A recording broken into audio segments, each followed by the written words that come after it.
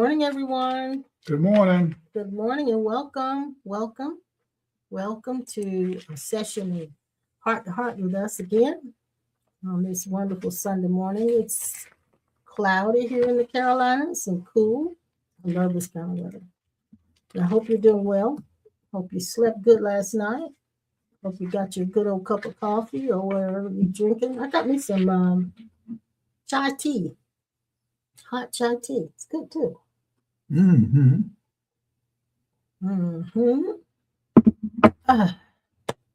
Oh, we've had a busy week, haven't we? Mm-hmm. A lot of things have happened with this week. Some good, some not so good. But we're still here, live and kicking. Let me see who's here today. There's my sissy and my brother-in-law. Hey, y'all. Hey, Good y'all. morning. Good morning. And then there's John Greason's in the house today. Good morning, John. There's Dee Dee. Hey, Dee Dee and George. John. Hey, Yvette in Pittsburgh. How you doing, young lady? All right. And there's Leslie right behind her. Hey, Leslie, you and Dad and the family. How are y'all doing? Great. Hope you're doing well. Diaquin's here today. Hey, Diaquin. Let's see, and some other folk here. They may not be chiming in, but hey, Sandra, how are you? Hope you guys are doing well. Hope you guys are doing well. Hope your family's doing well. We had an issue with baby girl this week.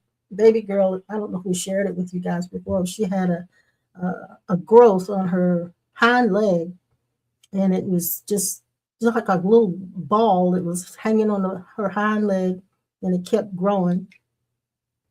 And we were contemplating whether we should take it off or not. At her age, at 15, with her conditions, it would be too risky, so we decided not to do it. Lo and behold, this week, that thing bursted. Mm-hmm. It bursted, and it was ugly and messy.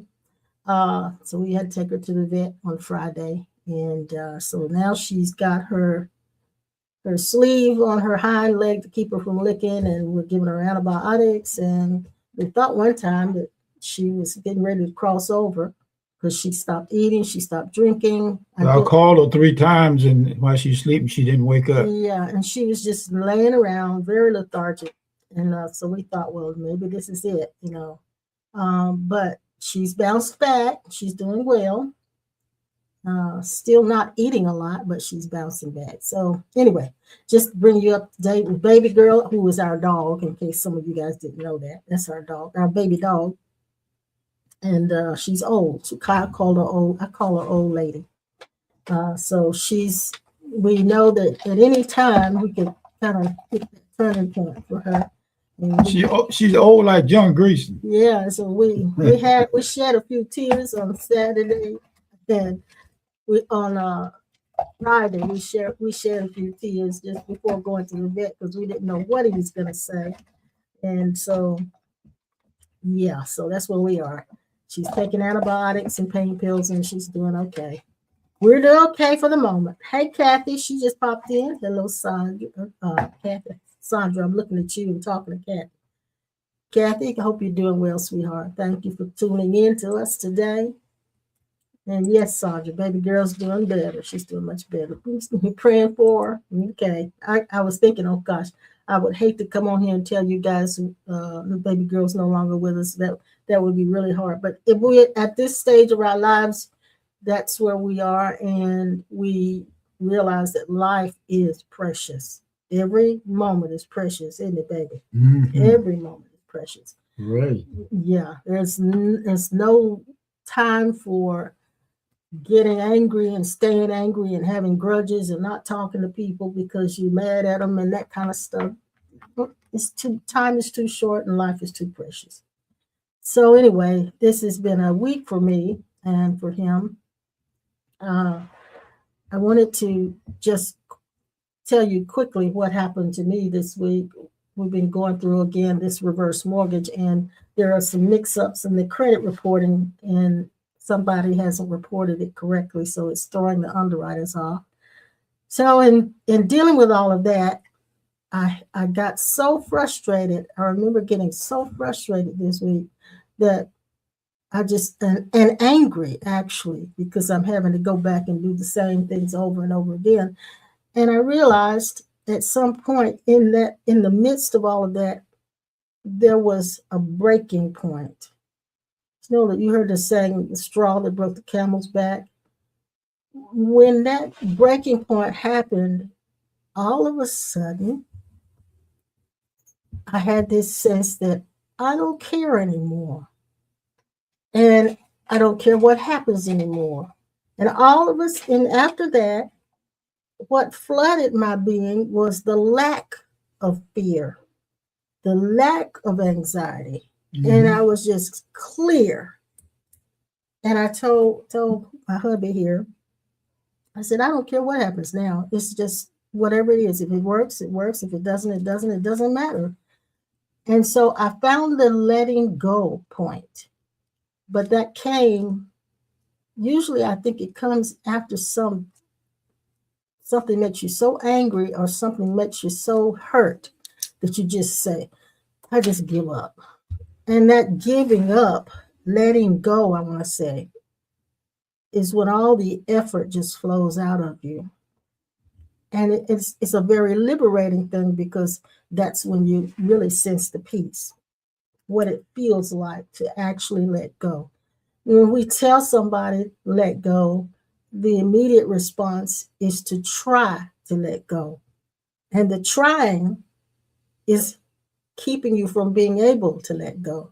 So the period that comes before the letting go is the desperate trying.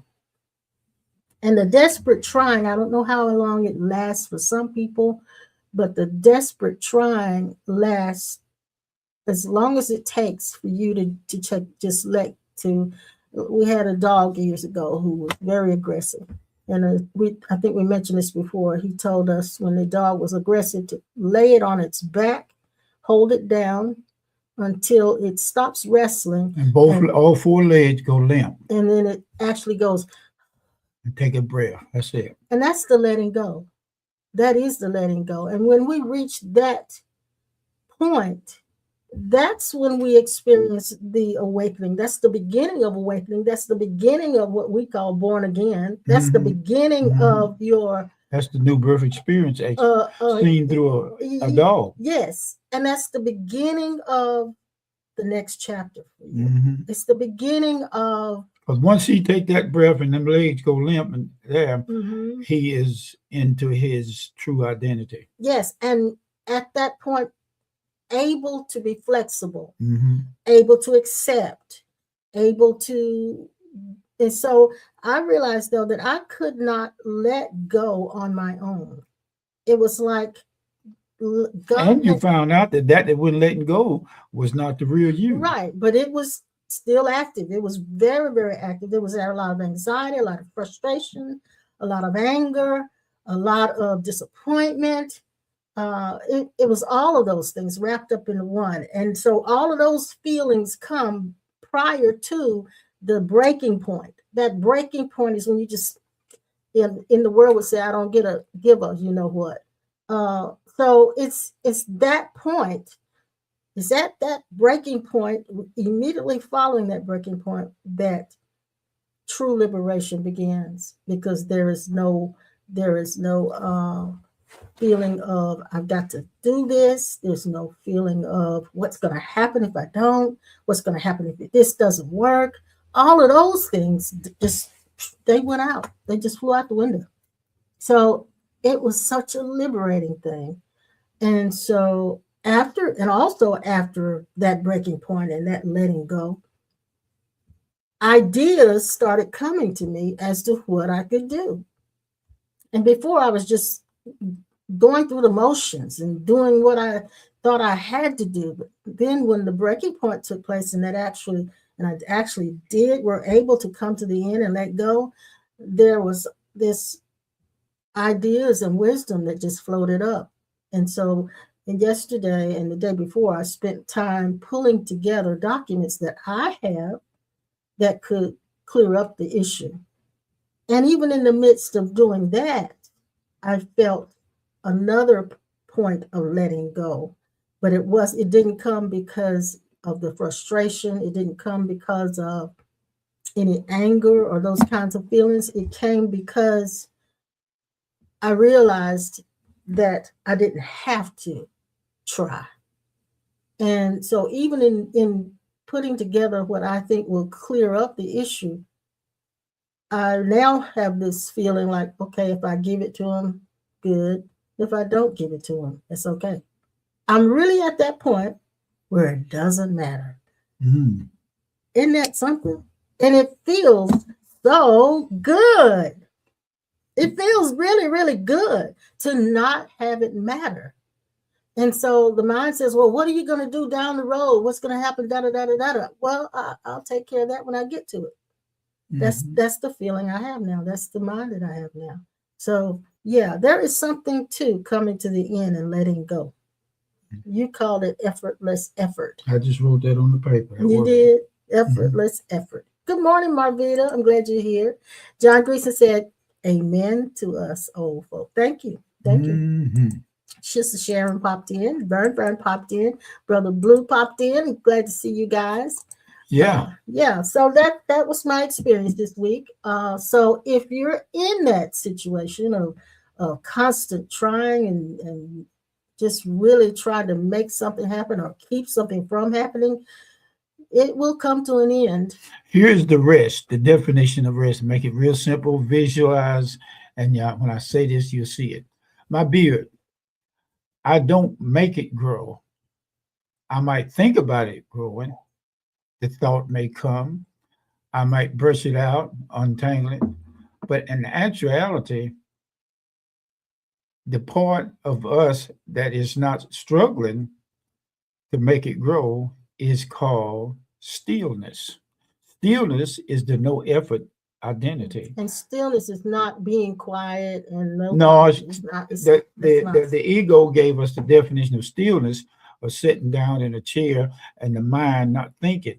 But that is not stillness. Stillness is breathing with no effort, seeing with or without sight, knowing without seeking, finding without looking. Yeah.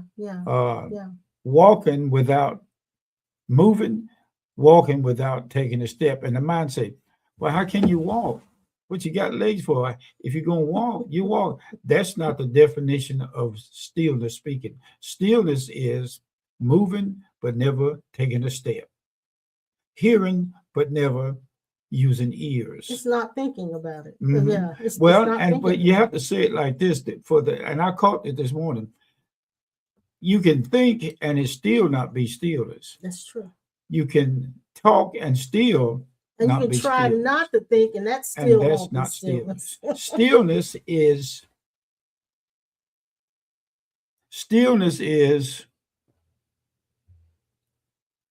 and you know that's oversimplified. Stillness is every time I say stillness does not cease to exist because I'm saying it. If I don't say it, it exists. If I do say it, it exists. So it has nothing to do with dying and not dying. It's called beingness. Once you catch on to this, you'll understand why I say the importance of waking up, fully waking up. Yes. Good morning. The new birth experience. Yeah, I'm going to say good morning to Oliver and Mama Blue. Hey, sweetheart. I'm glad you're with us today, you and Ollie. And then there's Purple just popped in. And Robert Mann just popped in. Well, he didn't just pop in. He commented. He says, when it no longer matters, it no longer materializes. But if it does matter, it does not interfere with stillness. Stillness speaks without words, without sound. So when I hear, I'm here without ears. Yeah. Now, Marvita said this is really good. She said the freedom to just be without owning the responsibility of the outcome. And that, Marvita, is the crucial, that's the crux of the matter, is we have, by habit, felt responsible for the outcome of our lives. When you catch on the definition of stillness, and it's really what it really means, you'll begin to see things working out of your eternal self Well, effortless. I can't say I caught on to what stillness really means, but I can say for the first, not the first time, but this week, I experienced stillness. And so I know what it feels like. I can't tell you what it is, but I can tell you what it feels like. It feels like absolute freedom. It feels like all of a sudden the world isn't that threatening. It feels like I'm okay no matter what happens. It feels like that. It feels like I've been hurting myself by spinning my wheels. It felt like just honoring myself to a level, in that level, a deeper level of not allowing myself to be pulled and pushed by different things that are happening. It felt so good, and it still feels really, really good. And so I can't say mentally what stillness is, but I sure have experienced it this week. Last week I went in to get a MRI, and when they put me in the machine body, they said you hear something or somebody say, "Stop breathing." Well, for me to stop breathing is them mechanically telling me stop being still. But when then it said breathe, I went back into awareness of stillness. Awareness of stillness was I stopped trying and I stopped it with effort not breathing. Mm-hmm, mm-hmm, mm-hmm. But you don't sit in the chair or where you are now and you say, breathe, breathe. The doctor say, breathe, breathe. What he's doing is taking you out of your eternal self when you say breathe in order to do what they asking out of their finite mind of being doctors. Mm-hmm. So when they say, okay, we're going to take you out of the machine, I went back into awareness of the no breathing self, but yet it was breathing without me monitoring it or paying attention to it. To not pay attention to breathing is operating in stillness. Okay. Now, that's the opposite of mindfulness. That a lot of the Buddhist practices are. They talk about mindfulness, where you actually watch the breath coming in and watch the breath. That's effort. Mm-hmm. Yep. Well, it brings you into a meditative state to do. That's the practice. Yeah, it's a meditative state. But if you ever get into that state and say you go into the hypnagogic state, or the mind begins to go into what is called between sleep and awake, you are experiencing stillness. Yes. Now, see, and I understand exactly what you're saying.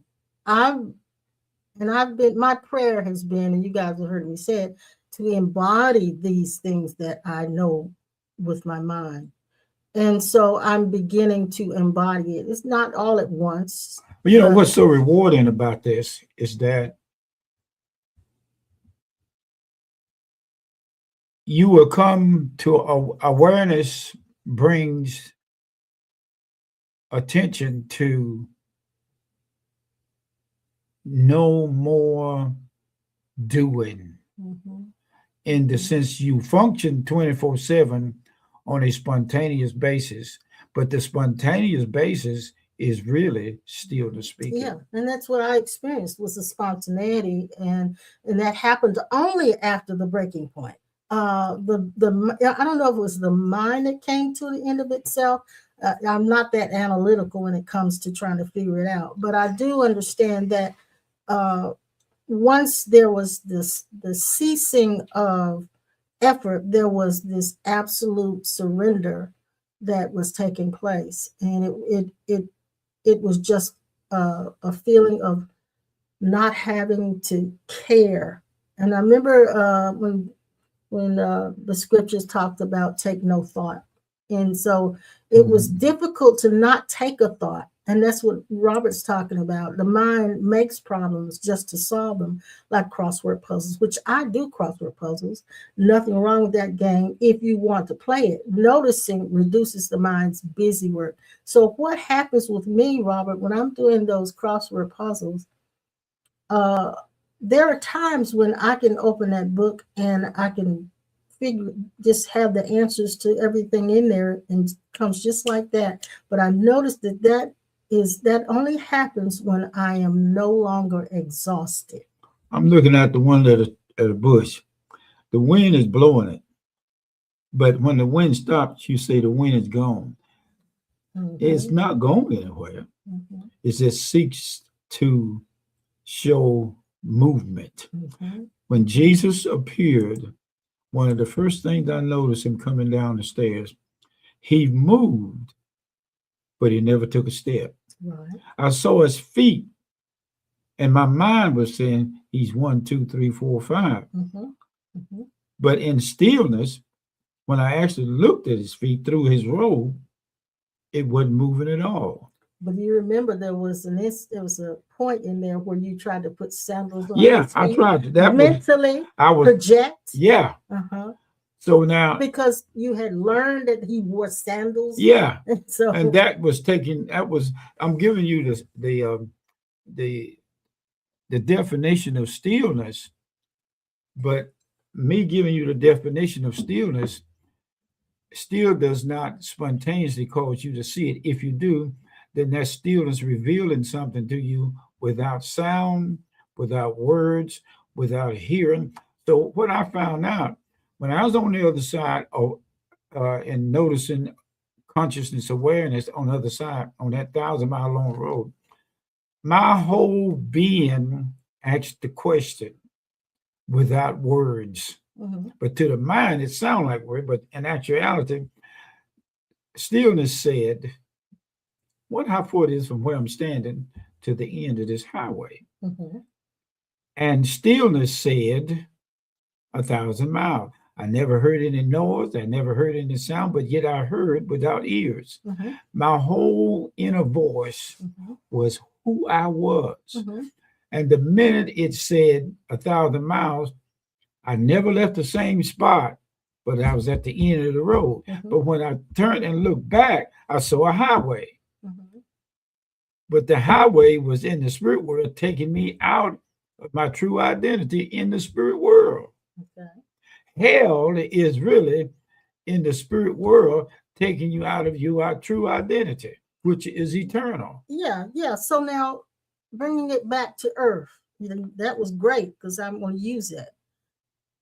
What you made the comment just a minute ago before you told us that the mental projection. We were talking about the mental projection when you try to put sandals on Jesus' feet when you saw it. That was effort.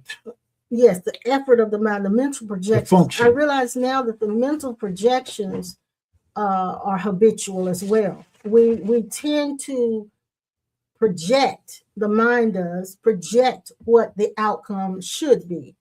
And when it does that, if it appears that it's the way things are going is deviating from that outcome, that's when the suffering hits us and we begin to get anxious and fearful and all of those things.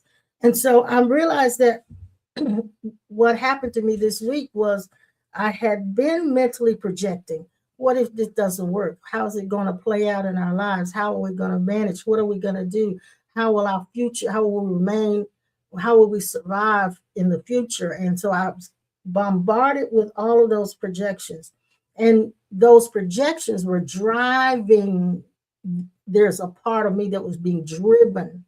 And because it was being driven, when something happened that looked as if it was going to constantly not go the way it should, something broke in me. I say something because I'm not analyzing. I'm just saying it broke. And when it broke, that's when I experienced stillness. Here's another one. Stillness is. I'm watching Shikari, what's her name? Richie. Yeah, Shikari. The one that runs, the girl that runs. And track. Yeah. When one of the track girls look like they're going to win, down through the solar plex in my stomach and mind, there's a part of me that gets into running with him, and help her sitting on the sofa in the chair across the finish line. But when I decided to find out what it means for stillness to speak, I began to take a breath. I use breath, effort, take a deep breath, and get out of the picture. So what happened prior to you getting out was an awareness that you were in it. Aware that I was trying to help somebody. Awareness that you're in the screen. Yeah, awareness that you're in it. And then you made a conscious decision to back out of it. Now, when I made a conscious decision to back out of it, you know what I did? I just cast out devils, and I just bound and loose myself from suffering, the dark world.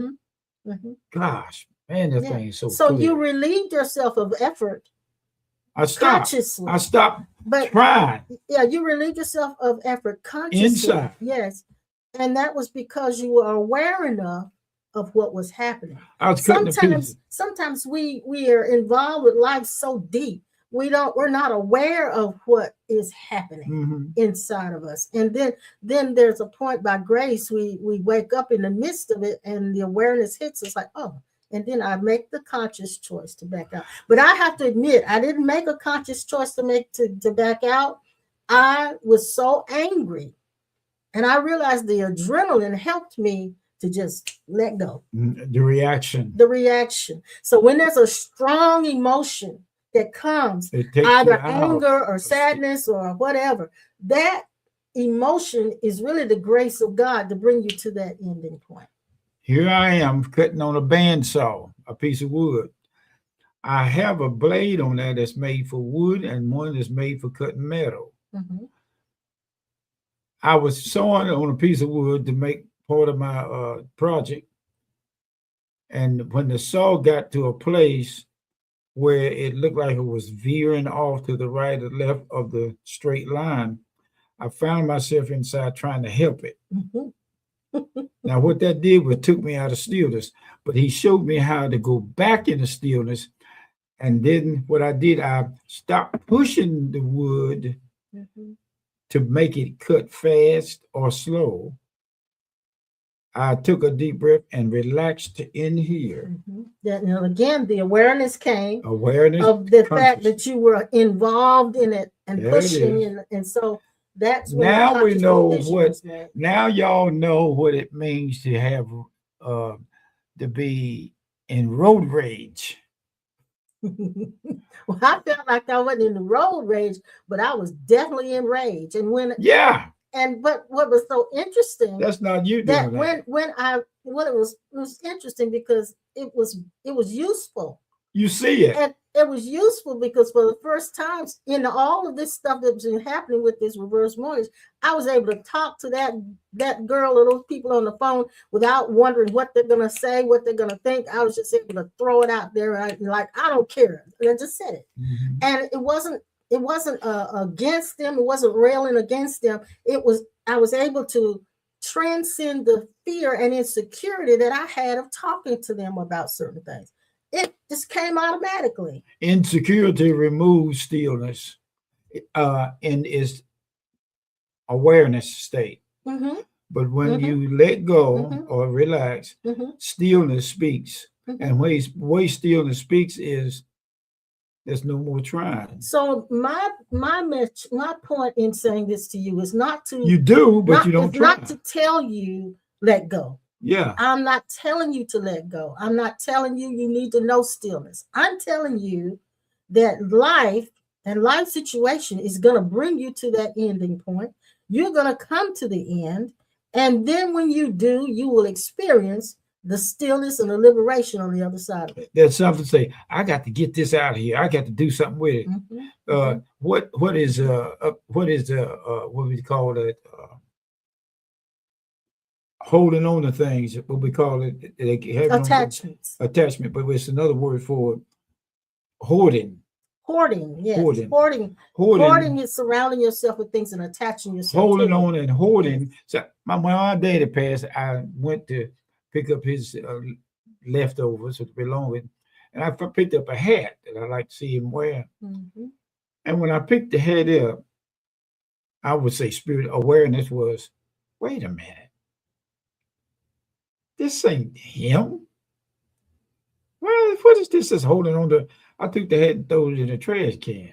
And it's we're not not coming against people who do hold those things now. but hoarding is surrounding yourself with things to make yourself feel secure. Right.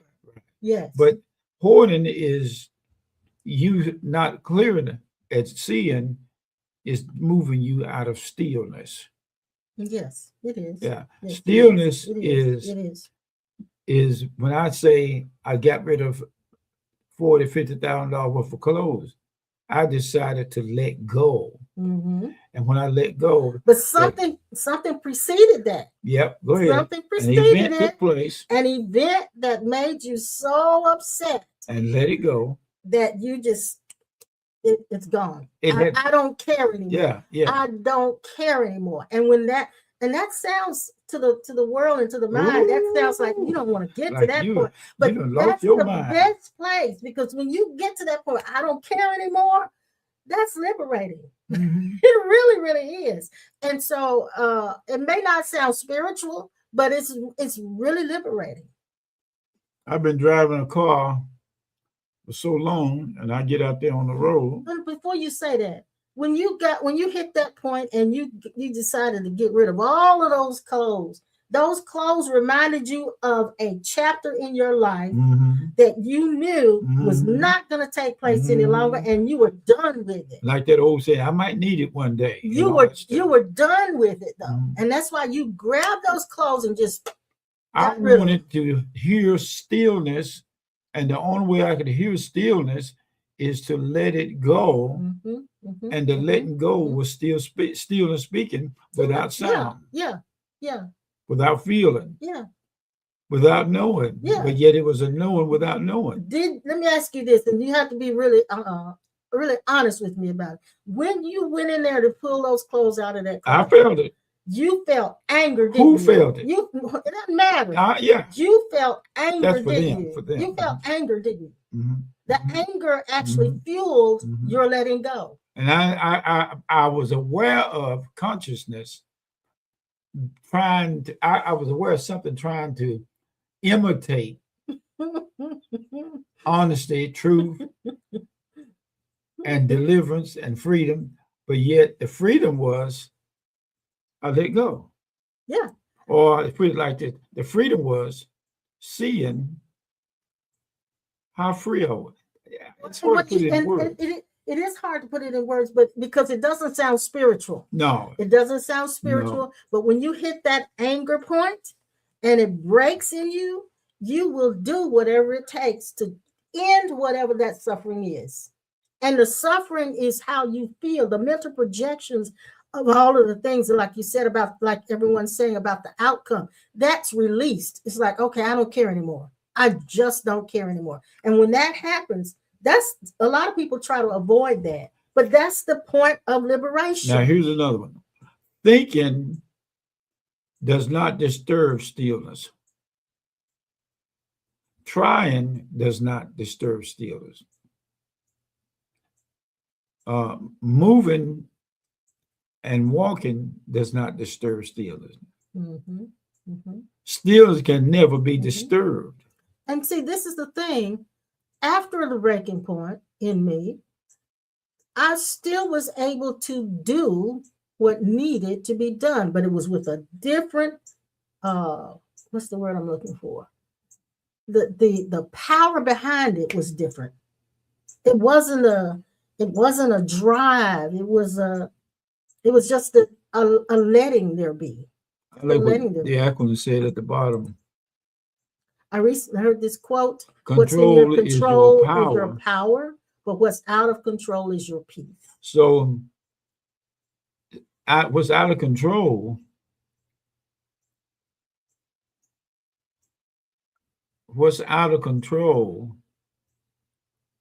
is showing you what's out of control. Okay. Sound like an oxymoron. Well, yeah, it's a real out of control. And awareness reveals out of control not being stillness.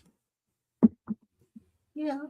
That's it. I hear it. Mhm. I hear But it. that's all right. Hearing it does not remove you from stillness. Now I wanted to speak to Leslie. Leslie saying her sister Karen is hoarding, and I understand that can be really hard to live with. But her changing isn't your liberation. She don't know who she is. Well, they are, but her sister's changing is not Leslie's liberation. No. So even if your sister stops hoarding, that isn't going to free you. Mhm. And so the breaking point in you is I don't care, or the breaking point in you is jumping in there and getting rid of all her stuff, even though she don't want you to. Now you're gonna get into another status. And that means you have to I don't care about whether she feels like this is That's good right. or not. Yeah. That's It's right. feeling I don't care.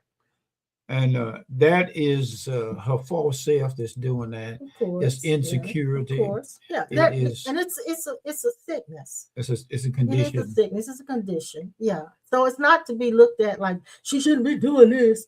But that's the way life is. She ain't got nowhere to put anything. We can't even get the door. I used to watch the hoarding show quite a bit. I don't do it now as much, but there was a lady who had gone into hoarding, and she filled her house up to the point where they couldn't hardly get in and out of it. And it happened. It began when she had someone break in her house and not molest her, but brutalized her, and she was afraid. Mm-hmm. So she began after that point collecting stuff, and when she did, the windows were covered. The windows and the doors, all of them were covered. It was her subconscious way of trying to protect herself from that happening again. And so she had a hard time letting go, but she did. Eventually, they had to really work with her to help her let go of all of that stuff. There was a short film on television, and it showed and it said, whenever somebody strange knock on your door, hide. Mm-hmm. So they all were sitting in the room together, about 10 or 12 of them, and somebody knocked on the door, and they didn't know who it was. Mm-hmm. Everybody started running in the room, laying down on the floor, and went into stillness. And they left, and one of the babies was standing in the middle of the floor, confused which way to go. And somebody opened the door and grabbed that baby and pulled her back into the closet. They never did answer the door, but that was awareness revealing itself as not being their true identity of trying to get away from something. So stillness would have been sit there, hear it without hearing it, seeing it without seeing it, but aware that that's knocking at the door is pulling you out of your place of rest. Yeah, and so that's what I was trying to say with Leslie. Your focus can stay on your sister and her. She know what she's doing, Leslie. Yeah, but that's not focus, the point. As long as you're focused on her, you're suffering. That's right. That's what we're saying. Yeah. The suffering, Leslie, that suffers you, a reaction to her hoarding, is your suffering. Mm-hmm. And you leaving your position of stillness. And then the mind says, well, if I don't care about this, it'll never change. All this stuff just gonna get worse and worse and worse. Yeah. That's the mental projection again. Now, Spirit will show you, as you see this, that what's really causing your sister to be so aggravating with the hoarding is you giving her the power by your invisible reactions. Yeah, in other words, your energy is feeding her by your reactions. Well, you said something this week. Now, I hope you guys are getting this because we're just having a personal conversation. But you said something last night that the Lord spoke to you. Yes. You were sitting in the chair, and you said, I'm going to see if I can repeat it, that he told you that the things that you were experiencing in your current relationships with people was because you were creating it. And I was, and that came you were from creating the same scenario that you grew up in with my with family. your family, and that the people that were involved in your life currently were treating you the same way your family And did. that little boy back then is still trying to live itself out. So we kind of talked about the fact that what happens, how we recreate, how we create these suffering patterns, or we do it by patterns. We create a pattern of how we relate to those people because of the conditioning, and then that pattern recreates the same scenario. Now, how do you stop this? Okay, here's the answer.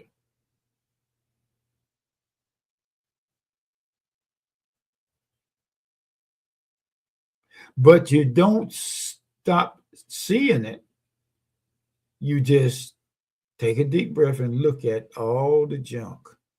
Look at all the hoarding. Look at her. What is that in you that keeps talking about? I wish But she would stop. but I now wish I could get this. there's some validity in wanting it to be It done is. It differently, is. because It's okay. I look at your corner and I feel the same way. But What corner? your corner, where you sit, you have all your Oh, stuff around you. yeah. That's just the way you do. And so you have all your stuff around you, and that's okay. That's how you You know are. what called that? I don't want to forget. Okay, so there's a reason behind it. Yeah. And that's what I'm trying to say about anybody that does it. But what There's is a that reason behind that it. is afraid of forgetting? That's taking you out of your Yeah, position. yeah. You helping me. Yeah. So Jill just mentioned this. She said she watched a minimalist. She said minimalist mindset will help with hoarding. That show made me think that I had psychological issues. Mm-hmm. And she said the hoarding show made me reflect on scarcity mindset and attachments. Mm-hmm. And yeah, and it can, but like you just said, you didn't realize, I don't think until just now, Mm-hmm. that the reason you did all of that, and I didn't know, Mm-hmm. was because you were afraid you were going to forget. That's it. Mm-hmm. Now, that don't mean I might throw No, everything away. no, but it helps me to understand you, Mm-hmm. and so that relieves a lot of the pressure of I trying to feel it. I can fix sense it it sitting and here. fix it and change it. I can Yes. sense it in our conversation. Yeah, And yeah. once this, Leslie, is taking place in you, And it's all of us, not just it's not Leslie. just me, Mhm. you, and everybody. Everybody online is going through something like this. Sure. But here we are. What we're doing is showing you by you guys online this morning is the voice of God's presence, but yet you're not opening your mouth talking to us. We are hearing without ears, seeing without eyes. We tend, and those of us who are in spiritual circles and have done our study and had our awakenings or whatever, we tend to talk to people with certain language. We use the terms of oneness. We use the terms of stillness. We use all these terms that we're familiar with, where we're so familiar with certain language. But that doesn't mean a person has. I heard something.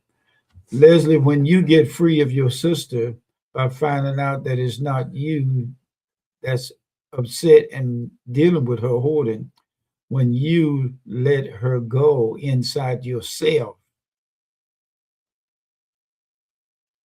you're bringing deliverance to your sister and yourself without changing anything.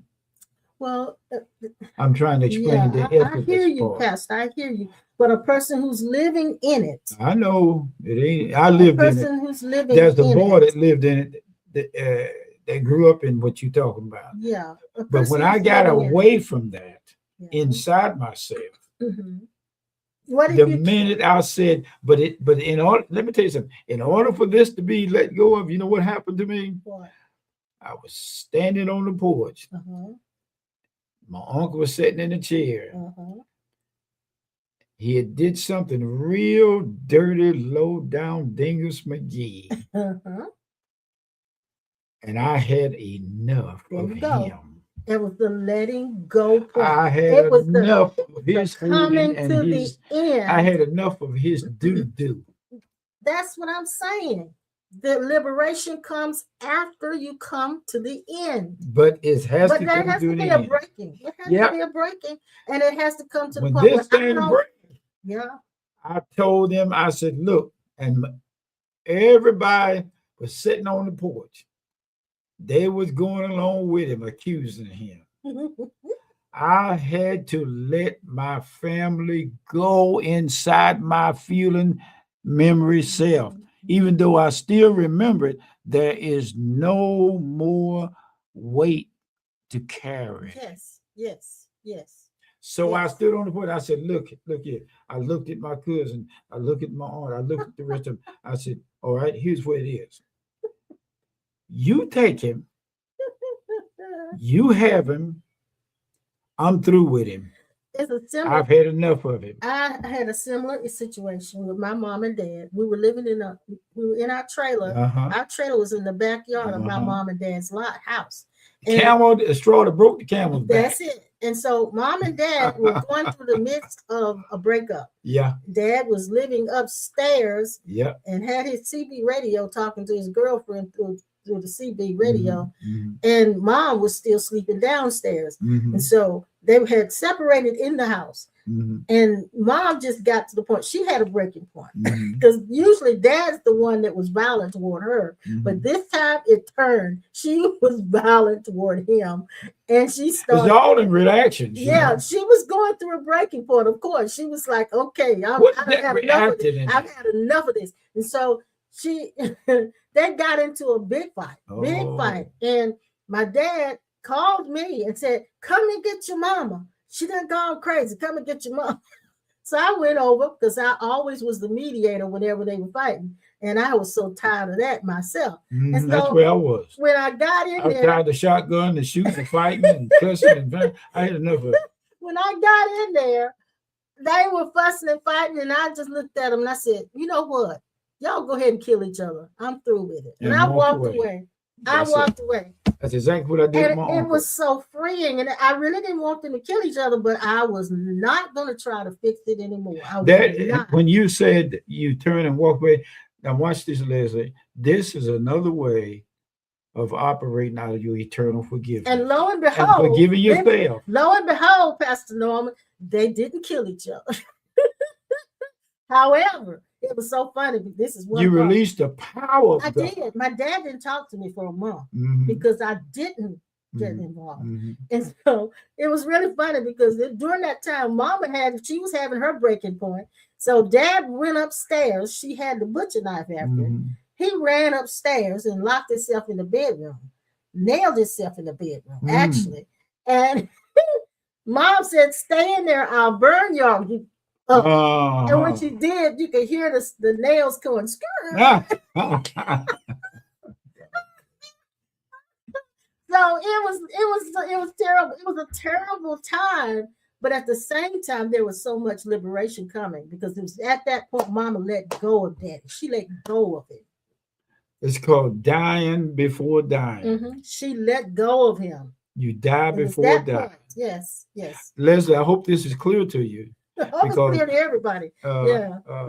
Your particular case, we're speaking, but we hope. And there may be others who have that same kind of thing. And it's really what Paul said. I went up to speak to certain ones that was ready to hear, but I spoke to them by revelation. It was revealed to me. Do you think, Pastor, that sometimes because we're in these spiritual circles and we hear this information about forgiveness and love and peace and all of these things, that sometimes it's necessary for us to get angry and have that so that breaking point can take place, but we don't allow it because we're trying to be good or spiritual or kind or not react out of the ego, all of those kinds of things. You know what I'm saying? Not allowing ourselves to be free enough to express what we're actually going through. Another way of saying this is the way you see God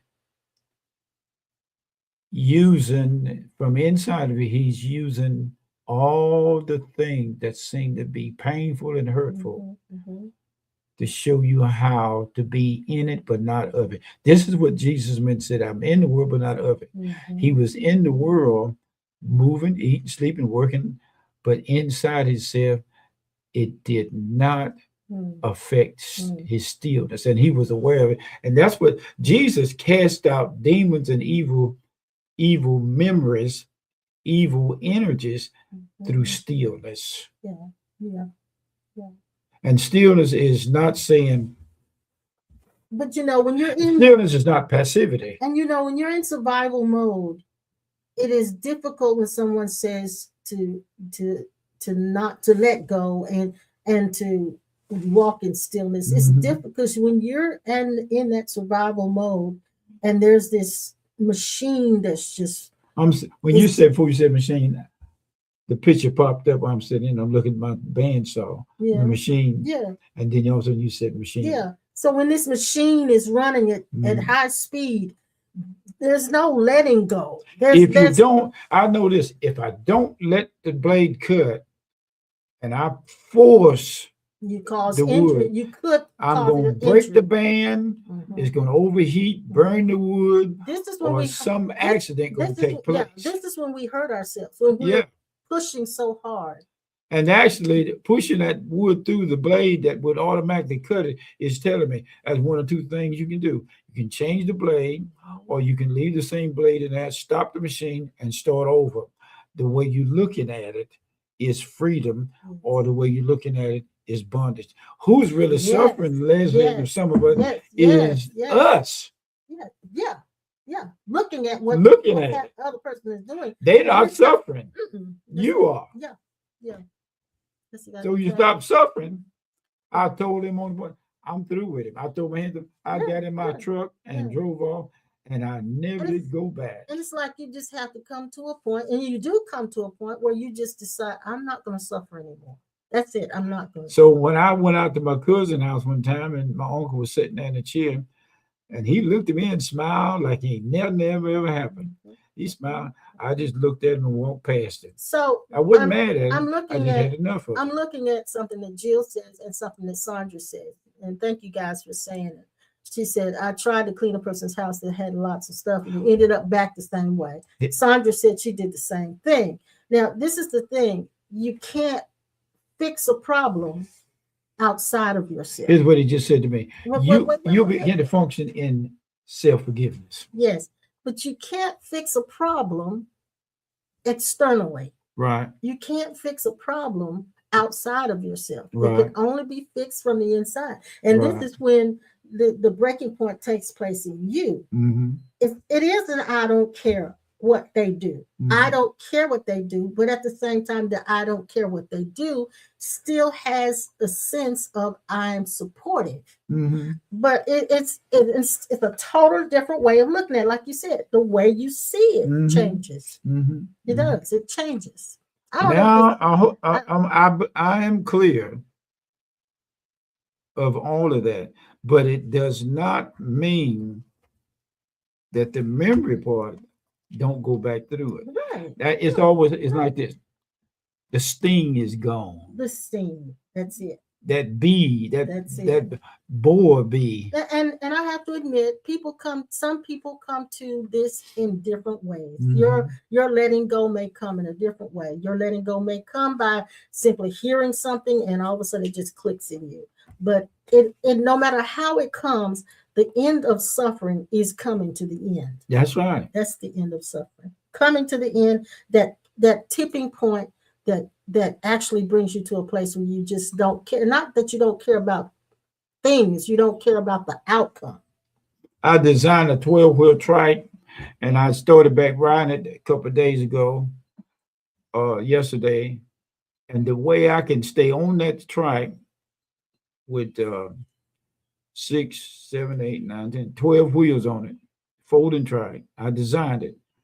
The best way to ride it is without effort.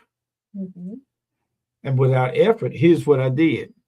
When I was going up a hill, I kept it in first gear. But all of a sudden, there was a part of me wanted to go up the hill faster. So I put it in second and third gear. But in second and third gear, I had to work like a locomotive to keep going. But I got tired of it and I wanted to stop. So I went back to first gear. When I went back to first gear, I was moving slower, but I was getting the job done with less effort. Yeah. Yeah. So now I know how to ride my bike. I kept moving around on the seat, and that seat was hard on my butt. And now it says to me, get a softer seat and end the problem. I done tried every kind of seat on that trike, but I never thought about getting one that was real soft. I thought about putting my I thought about putting my living room chair on. I thought about I thought about putting a cushion from my recliner. You do realize that there are seats that they have for seniors that look just like a chair. Oh, look out that girl on their bike. Oh, Yeah, it's a senior seat. It's a real thing. It's a real thing. I'm gonna get me a senior seat and some thick bloomers. I'll just get you one of those fake behinds. What? The fake behinds. The ones get out. The girls are getting fake butt. Yeah. Put some fake butt. They're getting put it in their Spanx and in their yeah. So I'm gonna get on my bike with a big butt. Yeah, that'll work. That'll work. You crazy. You don't work for dessert, girl.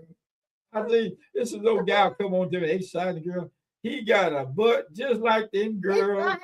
It's really, I said he nasty. It's really hard for men now when if they go to the gym and they see these girls with these big leggings and these fake behinds. Some of them not fake, but fake behinds and the leggings now that go all the way inside of your, you know what? Yeah. That's a hard thing for a man to look at. That's true. Now what we're talking about with you guys, this is the easy way of crucifixion. And Jesus spoke of it in the scriptures when he said this, and it's a different way of saying it, but it's the same thing. In Matthew 6:25, he says, therefore I say to you, take no thought for your life. That's survival mode, that's survival mode. Take no thought for your life, what you shall eat or what you shall drink. And the interesting thing is he said, take no thought. So that's a mental projection. Until I understood what stillness means to speak, I ceased from trying to stop my mind from thinking certain things. So I'm not in the mode now of trying to stay like this, to try to stay in peace, to try to stay in stillness. That's still trying. Yeah, trying is false. That's still effort. Yep. And so that's not real. Yeah. That's still that part of this. That song says, let it be, let it be, let it be. Let it be. Yeah. There's something else in that word. Speaking words of wisdom, let it be. Yeah. Okay. Yeah. Yeah, I know what you're talking about. He says, take no thought for your life, what you shall eat or what you shall drink, nor yet for your body, what you shall put on. Is not life more than meat, and the body than raiment? Behold, the fowls of the air, they sow not, neither do they reap, nor gather into barns, yet your heavenly Father feeds them. Are you not much better than they? Which of you, by taking a thought, can add 1 cubit to your stature? And why take you thought for clothing or raiment? Consider the lilies of the field, how they grow, how they toil not, neither do they spin. And yet I say unto you that even Solomon in all his glory was not arrayed like one of these. Wherefore, if God so clothe the grass of the field, which today is and tomorrow is cast into the oven. Now, see, this is important because here in our neighborhood, everybody's obsessed with their yards. They're obsessed with green yards, green lawns. And so because we haven't had any rain, some of the yards are dying.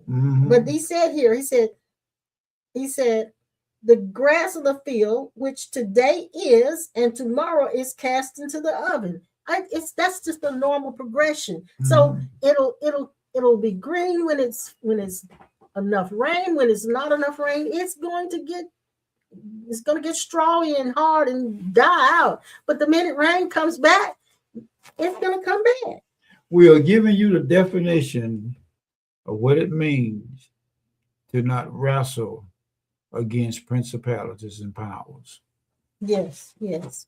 And then at the finality of this passage is where he said this, but seek ye first the kingdom of God. That's within. Mm-hmm. That's where your suffering ends. It's inside yourself and his righteousness. And all of these things shall be added unto you. Right. Therefore, take no thought. So the thing for that you tomorrow. actually are looking forward to do with me moving from hoarding is entering in to the part of you that is always there waiting for stillness to be noted, that part of you that's upset is not your real self. So all of the things that are troubling you, this I mean, that don't mean you don't like it. yeah, let me say this. Yeah, go ahead. All of the things that are troubling you are really trigger points of your suffering. Yep. That God is wanting to free you of. That's right. Now that's good. That's good. And he spoke to you because about how you are creating in childhood, the same scenario that you had in your childhood, right. because God is intent upon Right. you being free from the suffering. Now you got it. That is the death. So everything that's happening in your life is God. God, when you say it in a religious manner, God is using it to bring you to the end, so that when you get to that end, you will experience the stillness. You will experience the liberation. So you don't have to try to make everything go away. But I can't tell you don't do it, because you're going to do it until something breaks in you. That's right. So go ahead, do whatever you got to do, whatever you feel like you need to do. Go ahead and do it till you get completely exhausted, and then it'll break. Once and this you'll is revealed into peace. to you, it'll be so clear, and the clarity of what we're saying will automatically cut the umbilical cord to suffering. Now, watch this. Watch this. Because you know you don't have to suffer, don't mean that you're supposed to go out and play in traffic. Oh yeah. I hope they know that. Yeah, I mean, I hope they know we that. have to point this out, because there's some people say, I just can't sit still and let it keep going. Well, and I hear what you're saying. You can't, like the person who's living with a hoarder. Yeah. They can't. They're going to say, I can't just sit here and be okay with it. But you can be okay in yourself, not okay with all of that, but okay with yourself inside. So the suffering, the internal suffering in you can stop. And then there may be wisdom that'll float up, and you know what to do to relieve the situation. So we're not telling you to be passive. We're not telling you that you just go out, like he said, and play in traffic. Not that kind of I don't care, but I don't mind. I don't mind. And so it's a liberation. And give me a thumbs up if you're getting this. Give me a thumbs up if you feel a resistance to this. Give me a thumbs up. So because some of you may be feeling a resistance to this, because first thing the mind says is I can't just stop. I can't just give up. If I do that, then all hell's gonna break loose. Well, all hell is already broken loose, whether you know it or not. But what it is, the hell that you're going through is being shown this morning. How to get your that mule out of the ditch on Sunday morning. You know what a mule is, don't you? Yeah. That word. The Bible says it's ass. You get your ass out the ditch on Sunday. You preached that sermon one time. Yeah, get your ass out the ditch.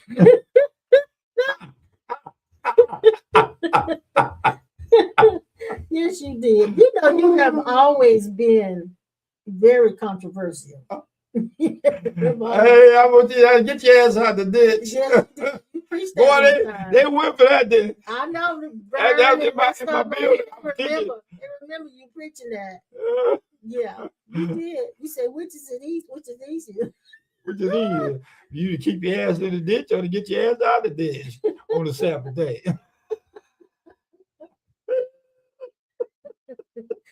Yeah, now see, we've gone over. What don't have your jacket on, by the way. Because I was cold. It's been, I've been walking the dog. It's windy out there. It's cold.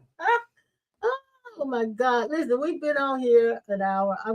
We're gonna get ready to go. But thank you guys for your support and Yeah, you get us out the ditch out there, okay? Stop, baby, stop. There may be some people who are really still in the confines of religion, and this is going to offend them. Don't say it no more. Don't say it no more. But anyway, thank you guys for your support. Thank you for hanging in there with us until the end of this session. I hope it benefited you. I pray that it does.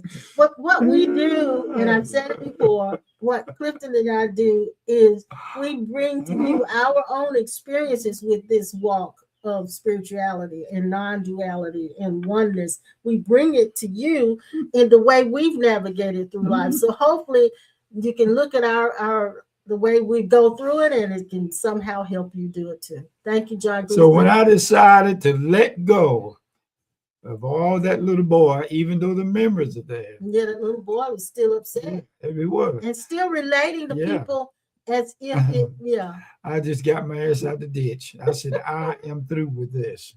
I've had enough of it. I will no longer. Yeah, like Gary said, come back, Pastor, get away from the ditch. Gary, do you remember that? You remember that song? The moment that we had in that church.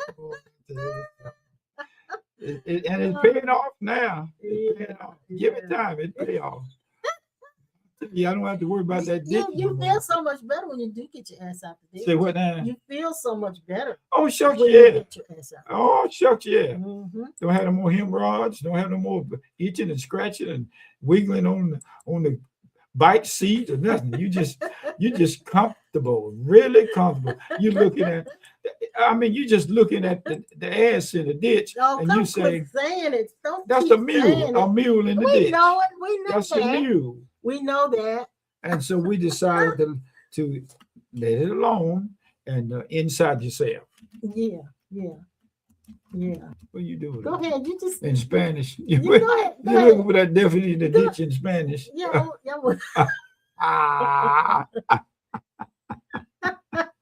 No, I'm not. I'm looking for a picture of one in the ditch. That's what I want to put it up there so they can see it. Just stop. I'm trying to get it. I'm trying to get it. Yeah, you definitely. She got a jackass up on the screen in a ditch. I'm trying to get it. Hold up. I'm trying to get it. So I can show it to him. Yeah, you ought to quit. Gary, help me out. Somebody help me out there with this girl. I'm trying to she get it. Got that ass in the ditch and she can't get it out. I'm trying to get it right quick. I'm trying to get it. Hold up. Said, if I ever look at the Bible and see what Jesus cusses, then I never have no more respect for the Bible. And then he looked over that Old Testament and saw where Balaam's ass was talking. Oh, Lord. Now you're going too far. Now just stop. And the mule wouldn't move because it was telling Balaam he was going to get in trouble. He's going in the wrong direction. You're a mess. I'm trying to find that picture. You messing me up. Hold up. I think I got it. Oh, shucks. It wouldn't come through. I'm trying to get a picture of it. Look at that one in a manhole. It's in a ditch. It's a deep ditch. How deep are you going to go with this kind of stuff of holding on and attachment? But the cords will be broken, I can tell you that. Yes, sir. Because Jesus finally got that donkey out the ditch. Mule in the ditch. Guys, why not just write the word in front of that instead of mule? Because I'm trying to find it. I'm really trying to find that donkey in the ditch. You just found it, babe. I know, but it's not there. Yeah. Now write the word. Change that mule up there to the word, and just see what happens. Get, just say put get in the No, front I'm of it. not gonna say that. There, I'm not gonna say it. See, that changed it. I don't want to do that. I don't want to do that. Slow your DOW down. Don't do that. We're Oh, still that's what that online, was. young man. We're Okay. still online. Your mule, your mule is on the roadside. Ah, that's a good one. Your mule is on the roadside, or your mule on the wrong side of the road. Okay. that mule in that ditch on that picture, ain't it? Yeah, you're in the ditch. You're in the Ooh, ditch. I'm gonna share hey, it. and there's some I'm water gonna coming share by it too. That wash him out of that ditch. I want to share it on screen, but I don't know how to get it there because they change my screen on this thing all the time, so it's hard to get it. But anyway, we will. There it is. Let's see. I'll share. Let's see. Yeah, see the mule. He's in the ditch. There he is. Y'all got him. Can y'all see him? Let me see. I'm gonna bring him up. Oh shucks, let me get this out the way. I'm having trouble getting him up. Good grief. Where's he at? Hold on, we're gonna get him up there.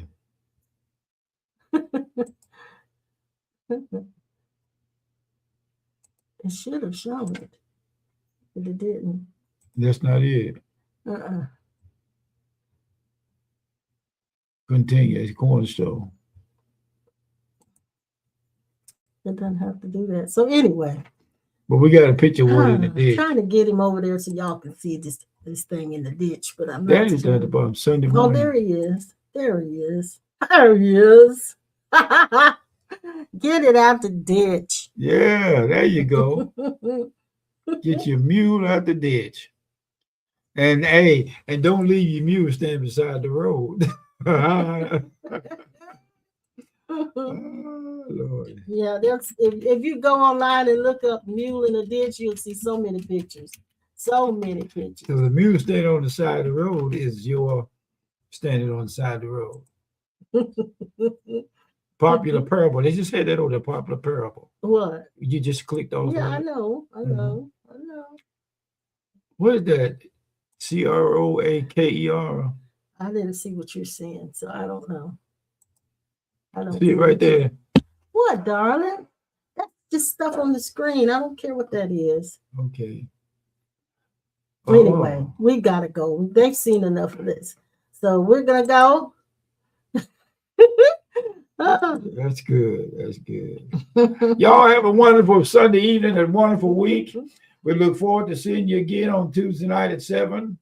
And by the time that come around, you'll have your mule out the ditch.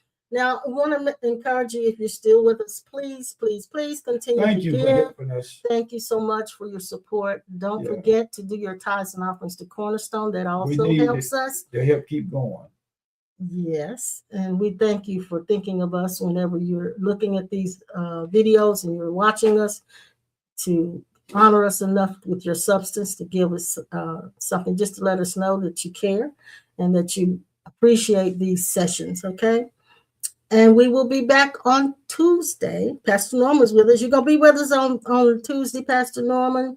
Give me a thumbs up, young man. He's laughing at us because we're talking about the mule. But yeah, we'll be back Tuesday at 7. Lord willing, nothing happened. We'll be right back. Hey, Pastor Norman, that'll be a good one to use on your little ones when they get sassy and get in the wrong place. You got to tell them to get the mule out the ditch. Pastor Norman is giving us a thumbs up for Tuesday. Thank you, Pastor Norman. Hope you have a wonderful day. Do good today, boy. I know you're preaching up a storm down there. Yeah. And we look forward to seeing you guys on Tuesday night at 7. We're going to take off here. Leslie, I thank you for helping us out in a personal way, and the rest of you in a personal way too. Yeah. And keep your fingers crossed. No, your fingers crossed, your arms crossed, your legs crossed, your eyes crossed. That reverse this mortgage thing go will through be for resolved. This thing that would really be a big help for us. Mm-hmm. So we see a positive end no matter what. But I am completely gotten free of the Yeah, of the because we don't concern. want to go into attorneys and stuff like that to help us get I'm this. not going into it. I'm not going into it. And it may have to, but I don't want to. I don't want to, and I'm not going to. Okay. That means we got to come up with another program. We don't have to come up with nothing. Okay. Yeah. There you go. There All you right. go. We'll see you Every time I get my Tuesday. mule in the ditch, she get me out. We'll see you Tuesday. Bye, guys.